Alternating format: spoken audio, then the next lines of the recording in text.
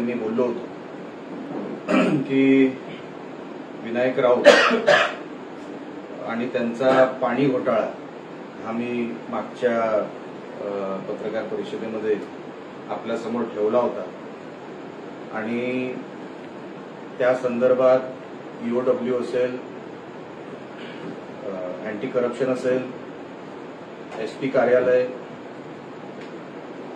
Collector कार्यालय आणि Konkan commissioner कार्यालय या सगळ्यांकडे आपण रीतसर तक्रार केलेली आहे. त्याबद्दल त्यांना नोटिसेस, समन्स येणाऱ्या काही दिवसांमध्ये त्यांच्यापर्यंत येतील. जे जे त्या घोटाळ्यामध्ये आहेत त्या सगळ्यांना नोटिसेस आणि समन्स काही दिवसात पोहोचतील. तो विषय होता त्या दिवसाचा. आजचा जो विषय आहे तो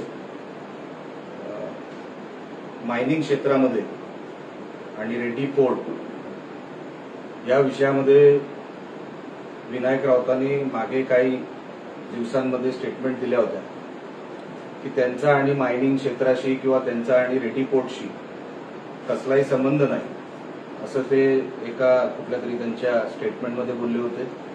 आणि सातत्याने जेव्हा जेव्हा पत्रकार त्यांना प्रश्न विचारतात की आपला त्या पोर्टशी काय संबंध आहे, ते थेट नकारत आलेले आहे.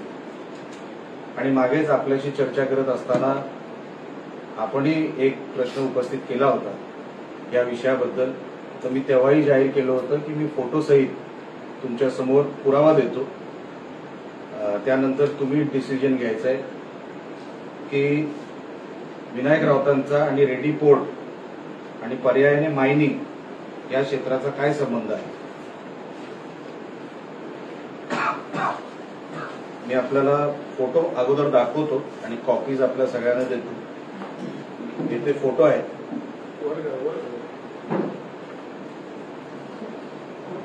ही व्यक्ती जी दिसते त्याचं नाव आहे एम.एन. पाल, निळ्या रंगाच्या टी शर्ट मध्ये. हे तत्कालीन सीईओ होते रेड्डी पोर्टचे, एम.एन. पाल. बाजूला जो फोटो दिसतोय मास्क मध्ये तो गीतेश विनायक राऊत यांचा फोटो आहे, मास्क घालून. हे करोनाच्या काळामध्ये जेव्हा उद्धव ठाकरे मुख्यमंत्री होते तेव्हा हे तिकडे, हा कांड तेव्हाच आहे. हा जो व्यक्ती मध्ये व्हाईट शर्ट मध्ये दिसतोय याचं नाव आहे शैलेश परब. हा विनायक राऊतांचा भाचा आहे आणि मला वाटतं उभाटा गटाचा काहीतरी संपर्क प्रमुख किंवा काहीतरी पद त्याच्याकडे आहे. हा जो बाजूला आहे हा हिमांशू परब, शैलेश परब यांचा मुलगा. हा जो इकडे ह्या कोपऱ्यात दिसतोय दाढीमध्ये याचं नाव आहे सिद्धेश नाईक.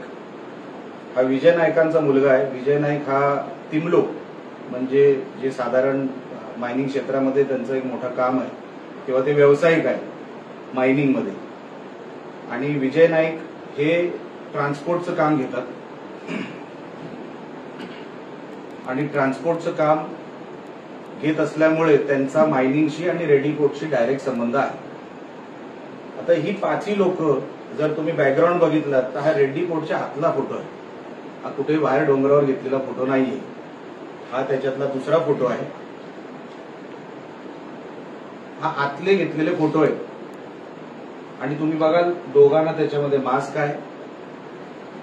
आता विनायक राऊत स्वतःच्या मुलाला तरी ओळखत असतील अशी आमची अपेक्षा आहे.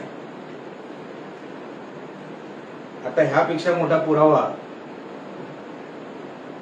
अजून काय लागणार आहे मला माहित नाही, तरी आम्ही अजून खोलात जाणार आहोत.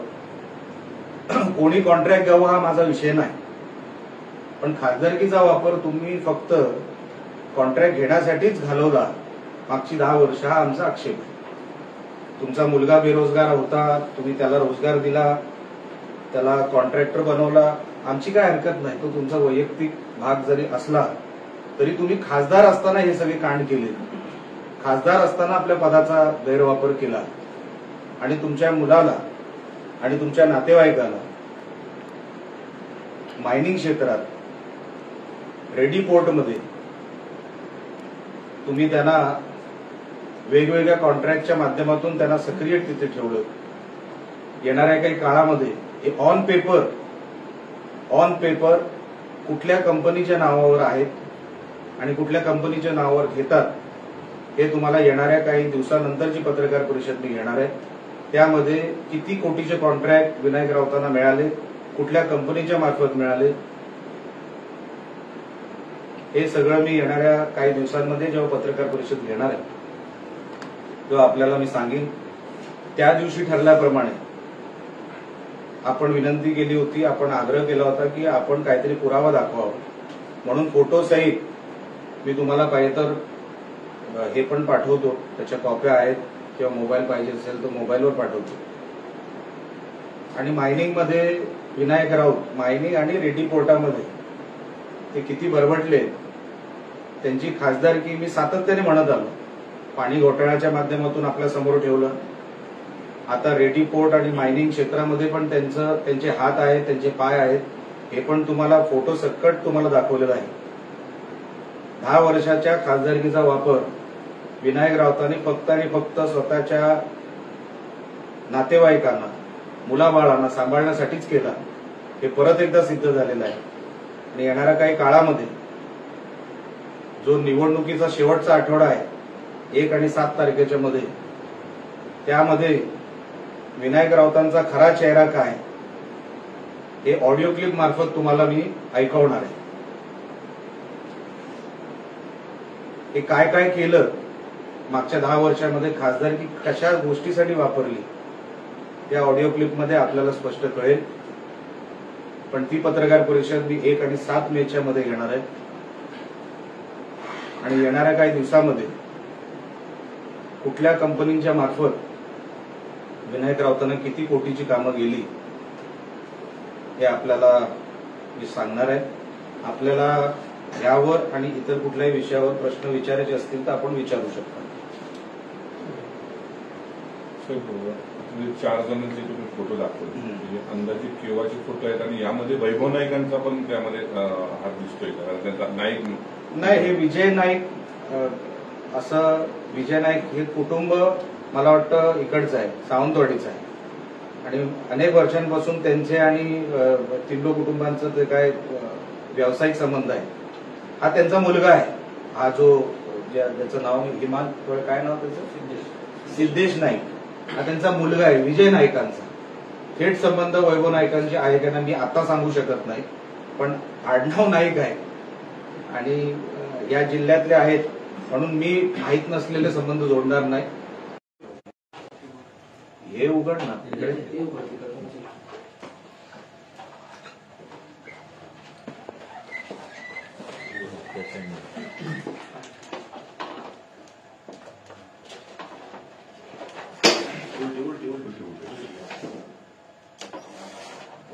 जाऊ दे.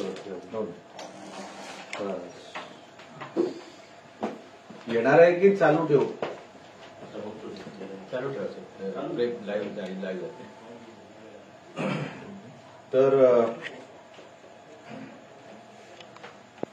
वैभव नाईकांचा याच्यामध्ये संबंध ह्या फोटोमध्ये जे तुम्ही मला विचारलात, आडनाव जरी असलं तरी मी रिव्हेरीफाय करून आपल्याला सांगतो. सध्या तरी विजय नाईक आणि वैभव नाईकांचा कुटुंब हा काय ह्या फोटोमध्ये आहे तसं वाटत नाही. प्रश्न असा आहे की विनायक राऊतांनी म्हटलेलं होतं की जर मला या संदर्भात एखाद्याला जरी पुरावा मिळाला तर मी माझी राजकीय संन्यास घेईन. या निमित्ताने आता फोटो तुम्ही दाखवला. साहेब, त्यांनी किती वेळा राजकीय संन्यास घ्यायचा ठरवलंय, किती विषयांवर. अजूनपर्यंत हिरमायलाच्या कुठल्या अर्धवट रस्त्यापर्यंत पोहोचायला पाहिजे होते. मागच्या वेळेस पण बोलले होते की माझा थेट संबंध असला तर मला दाखवा, मी संन्यास घेईन. आता संन्यास घेतील का? आता साहेब, ह्याच्यापेक्षा मोठा पुरावा काय असू शकतो? मुलगा तर तोच आहे. विनायक राऊतांना किती मुलं आहेत, किती असतील थोडी मला माहित नाही, ऑफिशियल तरी आहे ना. आणि म्हणून आता विनायक राऊत काय करतील, आता संन्यास घेतील का? आणि जे नेहमी दुसऱ्यांवर आरोप करत राहिले विनायक राऊत, हे असे आहेत ते तसे, ते चांगलं कधीच बोलत नाही. मी मागच्या पण एक पत्रकारांना जेव्हा मी फॉर्म भरायच्या दिवशी गेलो होतो रत्नागिरीला, तेव्हाही बोललो होतो ह्या माणसाच्या जिभेलाच खरूज आहे. तो चांगलं कोणाबद्दलच बोलू शकत नाही हा विनायक राऊत. आता स्वतःचा मुलगा तिकडे रेड हँड सापडलाय. ऑन स्पॉट कंपनीच्या माणसांबरोबर, ठेकेदारांबरोबर भाचा सापडलाय. आता विनायक राऊतांनी याच्यावर स्पष्टीकरण द्यावं की तुम्ही 10 वर्ष जी खासदारकी वापरली ती कोकणासाठी वापरली नाही, राणेंना माहित होतं, बीजेपीला माहित होतं. आता हे सिद्ध झालं की तुम्ही खासदारकी, पाणी घोटाळा किती कोटीचा होता त्या दिवशी मी तुमच्या समोर ठेवला. हा पण करोडोचा उलाढाल, करोडोचे कॉन्ट्रॅक्ट त्यांनी घेतलेले आहेत. ते कुठल्या कंपनीच्या नावावर घेतले, कारण का हे एवढे शाणे आहेत, हे स्वतःच्या नावावर घेत नाही. मी जसं म्हटलं, कॉन्ट्रॅक्ट घेण्यामध्ये मला काय, कोणी कॉन्ट्रॅक्ट घेऊ शकतो, पण विनायक राऊत खासदार असताना त्या विभागाचे स्वतःच्याच नातेवाईकांना कामकाज मिळावं, स्वतःच्याच माणसांना सगळे कॉन्ट्रॅक्ट मिळावे, ही पद्धत चुकीची आहे, ही कोकणाला पोषक नाही.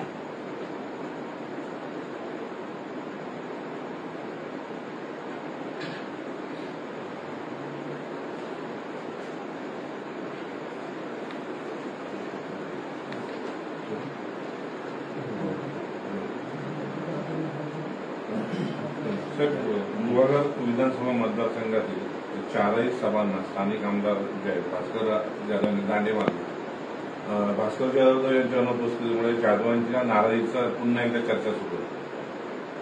मी जाधवांवर तोपर्यंत बोलत नाही जोपर्यंत जाधव आमच्यावर बोलत नाही.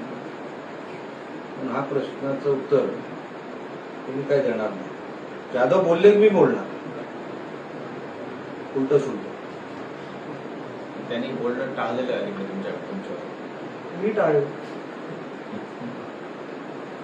माझं काय कोणाशी, मी कशाला गेलो होतो साहेब गुहागरला?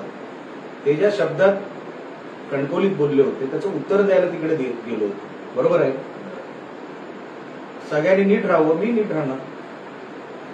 माझा स्वभाव नाही साहेब, मी समोरून कोणाच्या अंगावर गेलो नाही, पण आला की सोडायचं नाही, हेही संस्कार आहे. तुम्ही जे केलं त्याचा परिणाम झाला असं वाटतं? नाही, मी त्याच्यावर, मी ह्या विषयावरच काय बोलणार नाही. मी तेव्हाही बोललो होतो, तुम्ही बोलाल तर मी बोलणार. ते काय बोलत नाही, तुम्ही काय बोल. काल महायुतीची संयुक्त पत्रकार परिषद झाली. दीपक केसरकर आणि भाजपचे नेते सावंत उपस्थित होते. त्याच्यात दीपक केसरकरांनी असं म्हटलंय, वनसंहितेच्या प्रश्नाबाबत सुप्रीम कोर्टात प्रलंबित असताना उबाटा गटाकडून चुकीची पत्रकं वाटून राणेसाहेबांबद्दल गैरसमज पसरवला जात आहे, असं त्यांनी आरोप केला. आणि आपण थेट आता या संदर्भात निवडणूक आयोगाकडे तक्रार करणार असल्याबद्दल एक संभ्रमावस्था निर्माण करण्याचा प्रयत्न उबाटाकडून होतोय का या प्रश्नात? मी ह्या विषयावर मला माहित नाही नेमकं काय घडलंय, माहिती घेऊन आपल्याशी बोलू.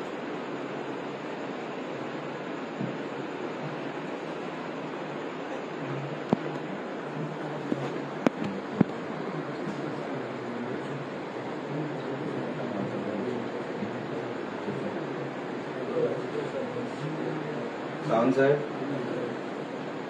शांत आपण.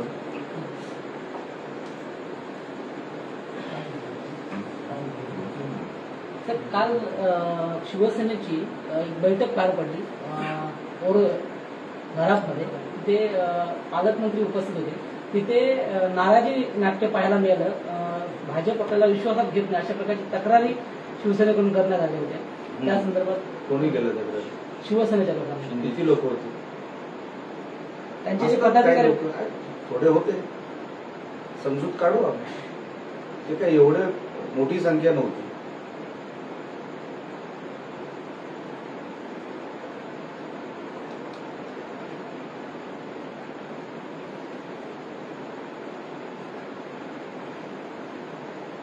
काय कोण जेवलं नाही की काय?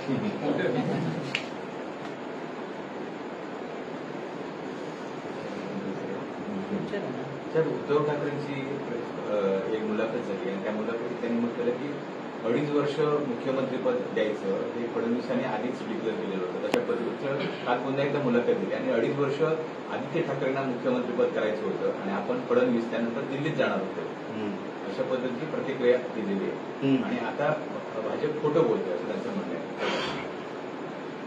मला वाटतं आता उद्धव ठाकरे यांनी आता तरी कॅसेट बदलावी. जेव्हापासून मुख्यमंत्रीपद गेलंय ना, ते तेच बोलत आहेत की मला शब्द दिला होता. ह्यांना सोडून कोणालाच माहित नाही. माहितीये का कोणाला? कोणालाच माहित नाही. आणि किती वर्ष तुम्ही तेच तेच बोलणार आहात? म्हणजे हे सगळं काय तुमच्या मुलाला मुख्यमंत्री केलं नाही म्हणून चाललंय का? अहो किती वर्ष तुम्ही अशा भिका मागणार आहात त्या पदासाठी? मिळालं ना 2.5 वर्ष तुम्हाला पद. काय केलं तुम्ही? पदावर असताना तुम्हाला 40 आमदार सोडून गेले. पदावर असताना तुम्हाला राजीनामा द्यावा लागला. फ्लोअर टेस्टवर जायच्या अगोदर आपण राजीनामा दिला. अहो तुम्ही आज जी उद्धव ठाकरेंची भाषा बघितली, काल पण नालायक बोलताय. नालायक बोलायचा अधिकार उद्धव ठाकरेंना नाहीच आहे. आणि नालायक या शब्दाचं कॉपीराईटच उद्धव ठाकरेंचं आहे. आपण काय बोलतोय? 2.5 वर्षामध्ये एक उद्धव ठाकरे सोडून असं कोण म्हणतंय की हा शब्द अमुक अमुक ठिकाणी दिला होता? आम्ही जे इतक्या वर्षापासून बोलतोय ना, ठाकरे म्हणजे प्रायव्हेट लिमिटेड कंपनी आहे. मी मुख्यमंत्री होणार, माझा मुलगा मुख्यमंत्री होणार, मग त्याच्यासाठी सरकार पाहिजे का? मी मागे पण बोललो होतो, उद्धव ठाकरे पूर्ण पिसाळले. त्यांना काय झालंय माहित नाही. त्यांना कुठेतरी पाठवून दिलं पाहिजे कुठल्या तरी उपचाराला. तेच तेच तेच तेच 30 कॅसेट किती वेळा ऐकायची?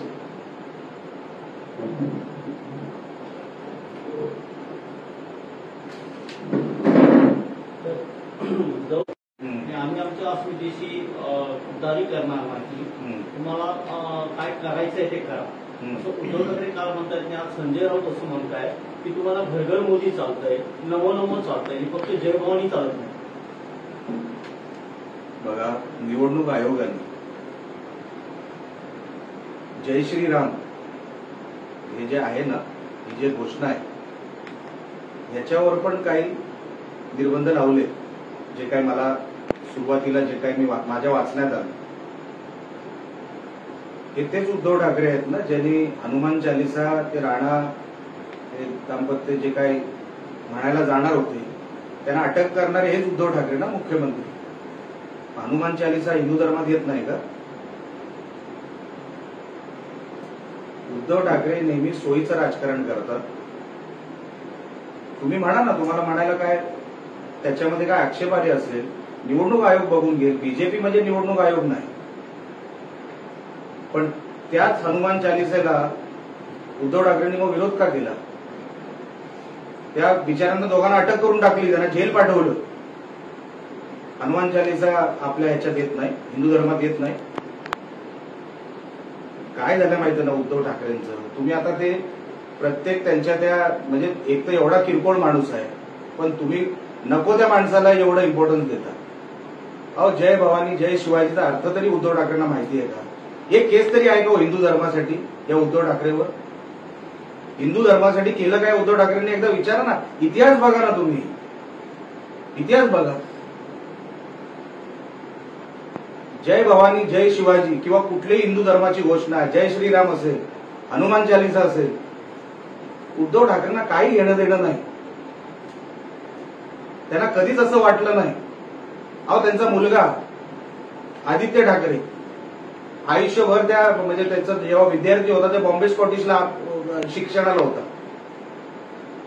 का नाही मुंबई स्कॉटिश केलं? बाळासाहेबांनी तेव्हा सांगितलं होतं ना बॉम्बेचा मुंबई करा म्हणून. कोर्टाची ऑर्डर होती, पण मुलगा शिकत होता म्हणून बॉम्बे स्कॉटिशची हिंमत मुंबई स्कॉटिशमध्ये करायची झाली नाही. अहो बोगस माणूस आहे उद्धव ठाकरे म्हणून. मी तुम्हाला सांगतो, किती जरी यांनी हिंदू धर्माचा उगाचचा ढोंग केला, लोकांना आता कळलेलं आहे उद्धव ठाकरे फक्त हिंदू धर्माच्या नावावर ढोंग करतात. त्यांना कसली हिंदू धर्माबद्दल आस्था नाही. अहो साधं कधी त्या लोकांनी हिंदू धर्मासाठी मागे साधू मारले गेले पालघरला, तेव्हा उद्धव ठाकरे का झोपले होते की गोटे खेळत होते घरी? साधू हिंदू धर्माचे नव्हते. तुम्ही मुख्यमंत्री असताना साधूंना मारलं गेलं. तुम्ही मुख्यमंत्री असताना हनुमान चालिसाला रोख लावण्यात आली. तुम्ही काय हिंदू धर्माचं सांगताय महाराष्ट्राला? तुमचा सगळा ढोंग आता महाराष्ट्राला कळलेला आहे. संजय राऊत असं म्हणताय की तुम्हाला घरघर मोदी चालतंय, नवो चालतंय, डमाडामा चालतंय, पण जय भवानी चालत नाही. संजय राऊतांनी तर देवी देवतांवर बोलूच नाही. त्यांनी काल परवा जे वक्तव्य केलं ना एका महिलेबद्दल, जे उमेदवार आहेत नवनीत राणा, अहो इतका घाणेरडा नीच माणूस एका महिलेबद्दल एका जाहीर भाषणामध्ये बोलतो. आपण कव्हर करता ते सगळं. संजय राऊतला स्वतःला बायको आहे, स्वतःला मुलगी आहे. आम्ही बोलू का काय? नवनीत राणा म्हणजे पण कोणाची तरी मुलगी आहे. तुम्ही कुठल्याही महिलेबद्दल काही बोलणार आणि तुमच्या घरात 2 आहेत त्याचं काय करायचं? आम्ही काय बोललो होतो तुमच्या मुलीबद्दल जाहीर सभेमध्ये? काय वार्ताव त्या माणसाचे ना. आपण अशा भिकारड्या माणसाचे प्रश्न विचारता आपल्याला आणि मग हे सांगणार सुसंस्कृत महाराष्ट्र वगैरे वगैरे. महाराष्ट्रामध्ये हे चालत नाही. एका जाहीर सभेमध्ये एका महिलेवर ज्या शब्दामध्ये संजय राऊत जे बोलला आहे, अहो आपल्या घरात पण आई बहिणी आहेत ना. आज दुसऱ्याबद्दल बोलला म्हणून आपण टाळी वाजवायची का? संजय राऊत ही महाराष्ट्राला लागलेली कीड आहे, खरं सांगतो तुम्हाला. याचा कायमचा बंदोबस्त एक दिवस केलाच पाहिजे आणि तो होईल सुद्धा. आमच्यासारखी लोक गप्प बसणार नाही. विनायक राऊतांनी खंबाटाचा भ्रष्टाचार करून कामगारांना देशोधडीला लावला आणि खंबाटामधील मराठी माणसाला आता त्यांनी न्याय द्यावा असं थेट आरोप मनसेने त्यांच्यावर केलेला आहे. हाच आरोप आम्ही त्यांच्या मागच्या टर्मला पत्रकार परिषद घेऊन केला होता. खंबाटा कंपनीच बंद झाली, तुम्हाला माहितीसाठी सांगतो. बिचारे ते सगळे कामगार देशोधडीला लागले. त्याच्यावरती कारवाई मला वाटतं कोणतरी कोर्टात पण गेल्या, कुठली तरी संघटना कोर्टात गेली, कुठली तरी युनियन कोर्टात गेली. त्याच्यामध्ये यांचं नाव देखील आहे. या भ्रष्टाचारामध्ये खंबाटा कसं लुटलं विनायक राऊत आणि कंपनीने, त्या एफआयआर मध्ये कदाचित नोंद सुद्धा आहे. पण एवढ्यावरच विनायक राऊत थांबलेलं नाही. ते जिथे राहतात ना वकोल्याला, त्या वकोल्यामध्ये आजूबाजूला जी झोपडपट्टी आहे ना, SRA म्हणतो आपण, स्लम एरिया, ते जवळपास 600 मराठी कुटुंब आहेत आजूबाजूला परिसरामध्ये राहणारे. ते गेले 10 वर्ष विनायक राऊतांना सातत्याने सांगतायत की आम्हाला घर मिळत नाही, बिल्डरने एग्रीमेंट करून ठेवले आहेत, तर तुम्ही बिल्डरशी बोला, आम्हाला घरं द्या. ते बिचारे 10 वर्ष माता भगिनी तिकडचे लोक त्यांना सातत्याने जाऊन विचारतात की काय झालं साहेब, तुम्ही मिटिंग घेतलाय एवढ्या बिल्डर बरोबर आणि आमच्या सगळ्या लोकांबरोबर, जनरल बॉडी म्हणतो आपण ज्याला, काय झालं त्याचं? नंतर त्या लोकांना कळलं 600 मराठी कुटुंब, 600 अजूनपर्यंत झोपडपट्टीमध्ये एग्रीमेंट साईन करून सगळं लिहून देऊन सगळं चालू आहे, भाडं बंद आहे.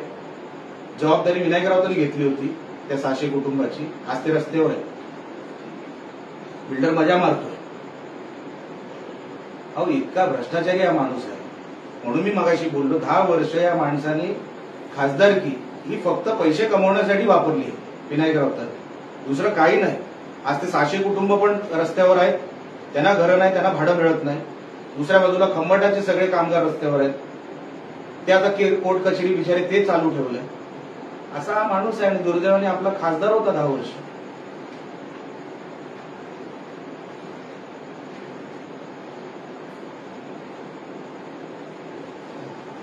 महाराष्ट्राप्रमाणे सिंधुदुर्गमध्ये निर्भय बनूच्या सभा होत आहेत आणि काल दुसरी सभा कोणाची?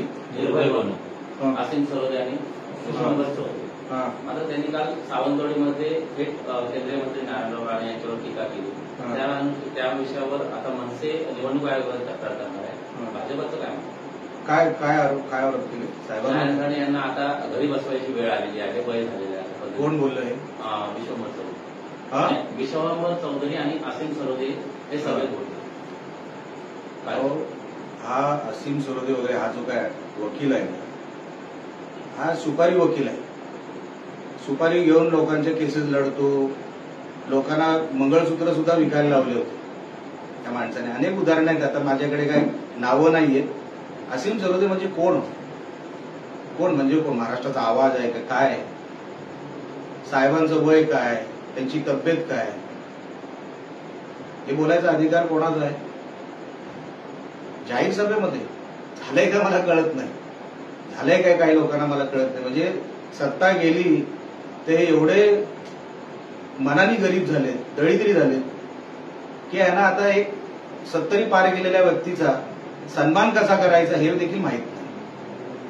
आणि हा जो कोण असीम सरोदे वगैरे ना, हा भाड्याने मिळतो मार्केटमध्ये. लक्षात घे, उद्या मी त्याला कुठली केस देईन ना, चेक देईन, तर तो माझ्यासाठी पण केस लढेल. असा भाड्यावर उचलणारा माणूस, त्यांनी आमच्या साहेबांवर टीका करावी एवढी लायकी पण त्या माणसाची नाही. ते आता महाराष्ट्रभर जिथे जिथे जात असतील ना, त्याचा फायदाच होणार बीजेपीला. हे सोडलेले कुत्रे आहेत सगळे काँग्रेस आणि त्यांच्या आजूबाजूच्या पक्षांनी. म्हणून त्यांना काय मी सिरियसली घेत नाही. पण साहेबांची तब्येत असेल एकदम ठणठणीत आहे, सगळं काय व्यवस्थित आहे आणि घरी बसवण्याची ताकद ह्या महाराष्ट्रात कोणाची आहे? राणेसाहेब.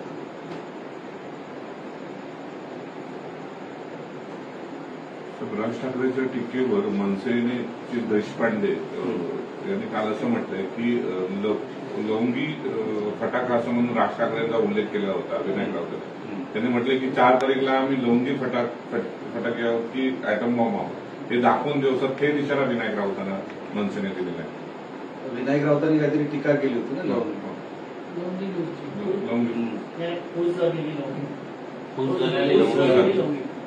हे कोण म्हणतंय? विनायक राऊत म्हणतात कोणाला? राजसाहेबांना. राजसाहेबांच्या एका सभेची गर्दी ना म्हणजे विनायक राऊतांच्या आयुष्याची गर्दी. एका सभेची राजसाहेबांची.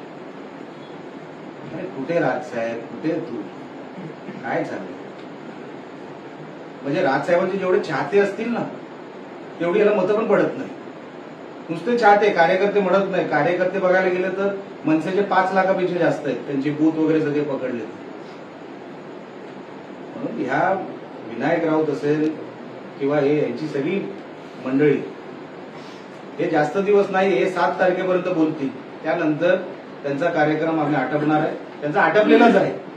फक्त आपण म्हणतो ना शिक्का मारायचा आहे. आपण कोण आहोत, आपली उंची काय, राजसाहेब कुठे, भाऊ तू कुठे? नखा एवढा पण नाही राजसाहेबांचा विनायक राऊत. म्हणून आपापली पातळी लायकी ओळखून विनायक राऊतांनी टीका करावी. मला माहिती आहे उरलेले जे काही दिवस आहेत 2 आठवडे त्यांना उलटीच करायची, त्यांना ओकायचंच आहे काही ना काहीतरी. मला माहिती आहे ते वातावरण बिघडवायचा प्रयत्न करतील, पण आम्ही तसं काय होऊ देणार नाही. चांगल्या वातावरणामध्ये ही निवडणूक संपन्न होईल आमच्याकडून तरी.